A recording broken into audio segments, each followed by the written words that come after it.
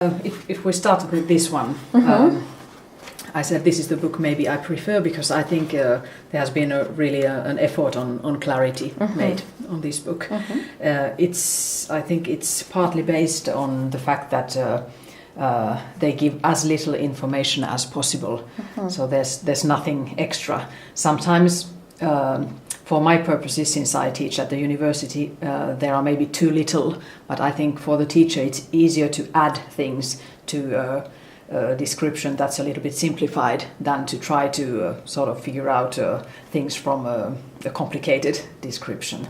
So I like this because it's really clear, and then you can, if you feel that the students are up to it, you can sort of add extra explanations yourself. Okay, would you point out some examples of where you think clarity is very well depicted or exemplified? Yeah. Well, I guess I could take many different sort of like the grammar parts. Well, if you look at the three versions of the ending of partitivi, for example, I think this is quite clear. You have the three of them in different boxes, and you can see quite well the name of the form and then the different endings. You have just some extra information here, but not too much. You have sort of bold here and the color codes. Well, one problem is that many of our students don't buy the book because it's too expensive. They have prints, and of course the prints are black and white, so that makes maybe it loses part of it. Yes. Of the power. Yeah. Yeah.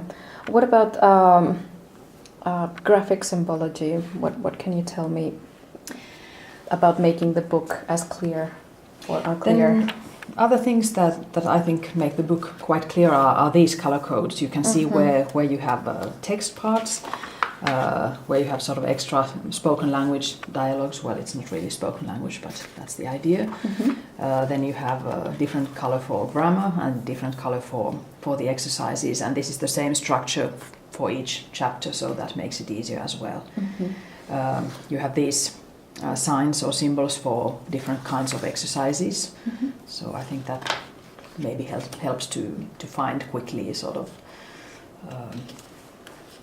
the kind of thing you're trying to do. How would you describe, maybe with 3 adjectives, clarity? Good question. Maybe simple. I don't know what adjective you would use if you have space. The pages are not full of things, but you saturated. Have air. Yeah, because I think you have a lot of white spaces here. Of course, it makes the book thicker, maybe, but I think it's nice for the user not to have the pages sort of loaded with stuff. So maybe that, and then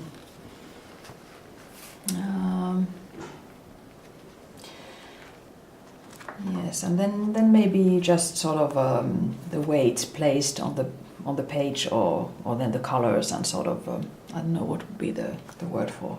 You mean like the design layout? Maybe, yes, the layout, yes.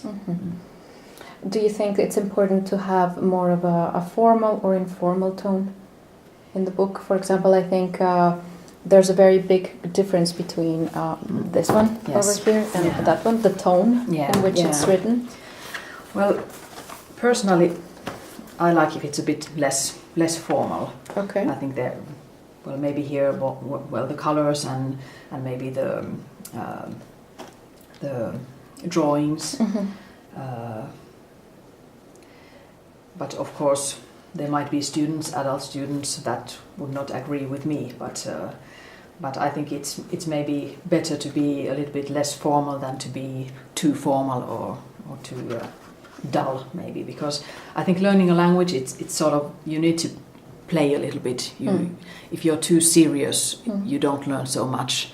So I think maybe it helps to create the right atmosphere if the book also sort of is a little bit playful. Yeah. somehow. Yeah. What about the amount of information? Because there's also a big difference between the amount of information from this to that per chapter. Yeah. Well, after there's the question, how do you use the book? If it's for studying alone, then of course you need to have a lot of information because otherwise it's not going to be enough.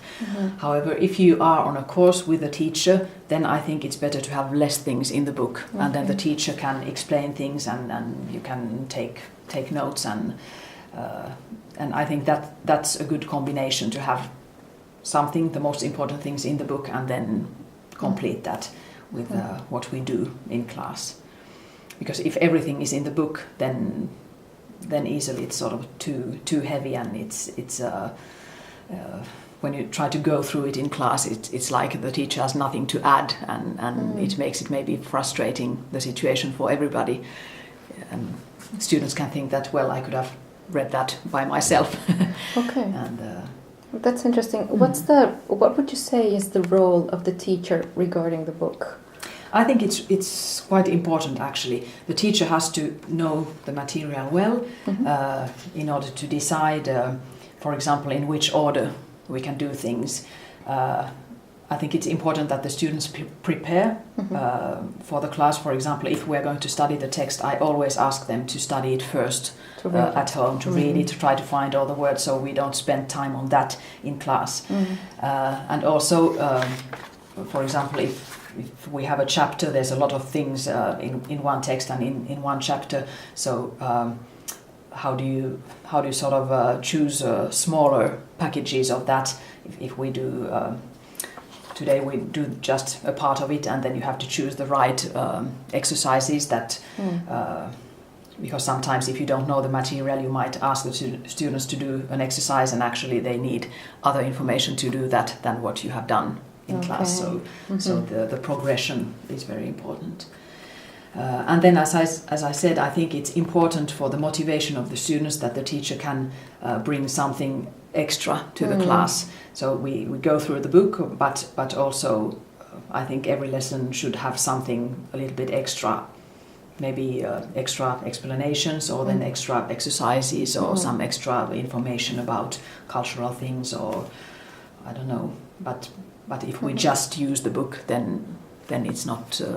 It's as if the teacher didn't work enough. Okay. Okay. So your role as a facilitator is also like adding, not only explaining, but adding. Yes, I think so, and sort of.